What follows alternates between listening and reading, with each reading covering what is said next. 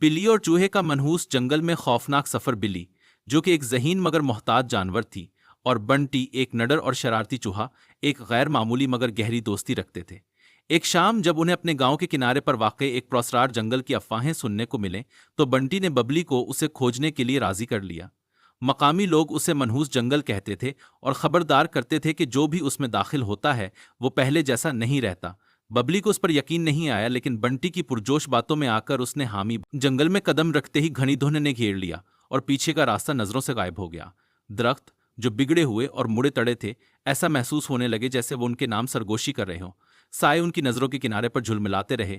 ببلی کا بدن خوف سے اکڑ گیا، جبکہ بنٹی نے اسے مذاق میں ٹال دیا کہ یہ محض ہوا کی حرکت ہے۔ جیسے ہی وہ اندر پہنچے، انہیں ایک پرانا ٹوٹا پھوٹا لکڑی کا مکان ملا۔ اس کی کھڑکیاں چٹکی ہوئی تھیں اور دروازہ آہستہ آہستہ چرچراتے ہوئے کھلا، جیسے انہیں اندر بلانے کی دعوت دے رہا ہو۔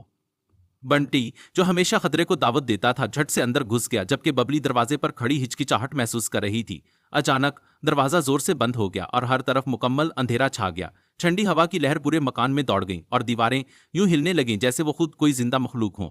فرش پر خون جیسے سرخ نشانات بننے لگے جن میں الفاظ لکھے تھے، تمہیں یہاں نہیں آنا چاہیے تھا۔ ببلی کا دل زور زور سے دھڑکنے لگا، اور جیسے ہی اس نے نظر اوپر اٹھائی، اسے ایک سائے جیسا خوفناک وجود راہداری میں کھڑا نظر آیا، جس کی کھوکھلی آنکھیں سیدھی ان پر جمی ہوئی تھیں۔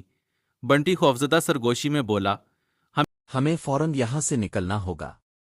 مگر جب انہوں نے بھاگنے کی کوشش کی تو مکان کا نقشہ بدلنے لگا۔ راہداریوں نے لامحدود سرنگوں میں تبدیل ہونا شروع کر دیا، دروازے پتھریلی دیواروں میں بدل گئے اور ہر طرف بھول بھلیاں بن گئیں۔ پھر وہ خوفناک آواز سنائی دی، آہستہ آہستہ گھسٹنے والے قدموں کی آواز جو ان کے قریب آ رہی تھی۔ کوئی دھیرے سے بڑبڑایا، ہمیشہ کے لیے ٹھہرو۔ بیبلی نے عقل سے کام لیا اور اپنے نوکیلے پنجوں سے دیوار کو نوچنا شروع کیا۔ دیوار کی پرانی تہ ہٹتے ہی ایک خفیہ راستہ نظر آیا۔ جیسے ہی وہ وہاں سے رینگ کر نکلے، مکان نے دردناک چیخ ماری اور زور سے ہلنے لگا جیسے وہ خود تباہ ہو رہا ہو۔ وہ دونوں کھڑکی توڑ کر باہر کودے اور زمین پر دھڑام سے گرے، بالکل اسی لمحے جب مکان دھند میں غائب ہو گیا جیسے وہ کبھی تھا ہی نہیں۔ بے ہوشی کے قریب وہ دونوں گھنے درختوں کے درمیان دوڑتے گئے، جبکہ درختوں کی شاخیں خود بخود ان کا راستہ بند کرنے لگیں۔ سرگوشیاں اب مزید تیز اور بلند ہونے لگیں۔ جیسے ہی بیبلی نے جنگل کا آخری کنارہ دیکھا، اچانک سایہ دار ہاتھ دھند میں سے نکلا اور بینٹی کی دم کو جکڑ لیا۔